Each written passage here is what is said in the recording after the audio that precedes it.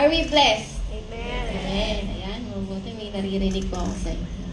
So, let's turn our Bibles to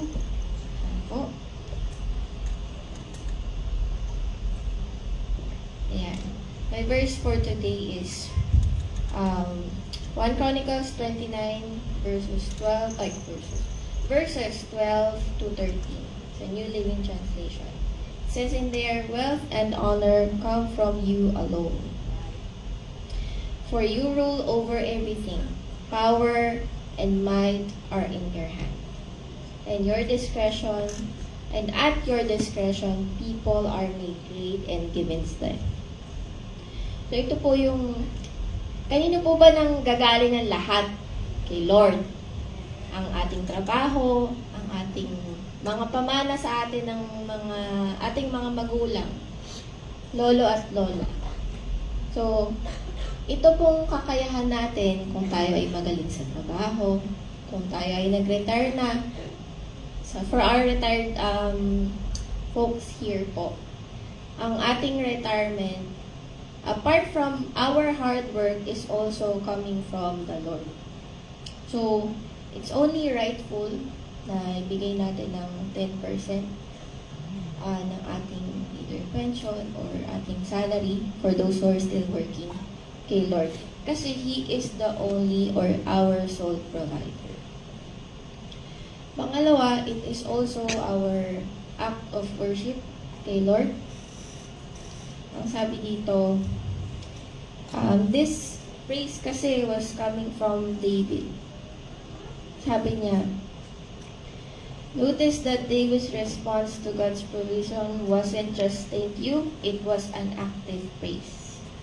Yung offering natin, hindi siya bayad. Kung hindi, ito ay ating pasasalamat sa ating Panginoon. At huli, ayan, it shows the sovereignty of God. Yung power, yung might, nanggagaling sa Kanya. Kaya nga meron tayong kalakasan na pumasok sa trabaho. Kahit minsan nakakatamad pumasok. Ay, hindi naman po recorded to sa trabaho. Pero, let's be honest. Napapagod tayo.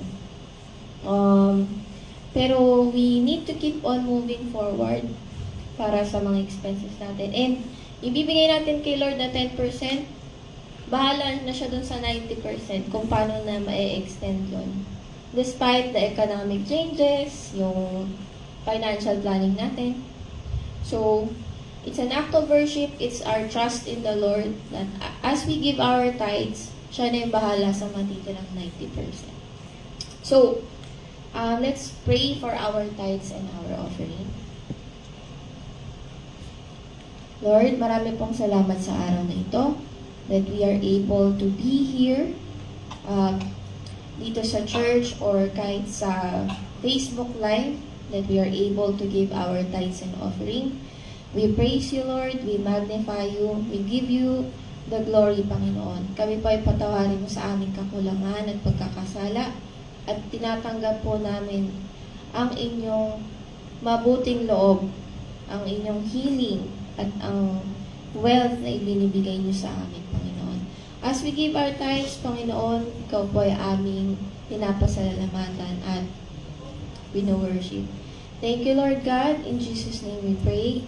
Amen. And, ito po, bago pala ako umalis dito sa aking pwesto, we'd also like to extend our sincere appreciation and thank you to our Pastor Bodri, our associate pastors, and the congregation for the successful medical, optical, and dental mission at Cardona yesterday. So, ayan po yung mga picture, makikita niyo po dyan.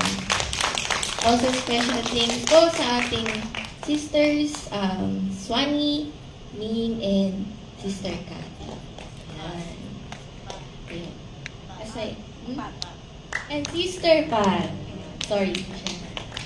Pero as I exit, let's also listen to our music sa ating offering. Thank you po.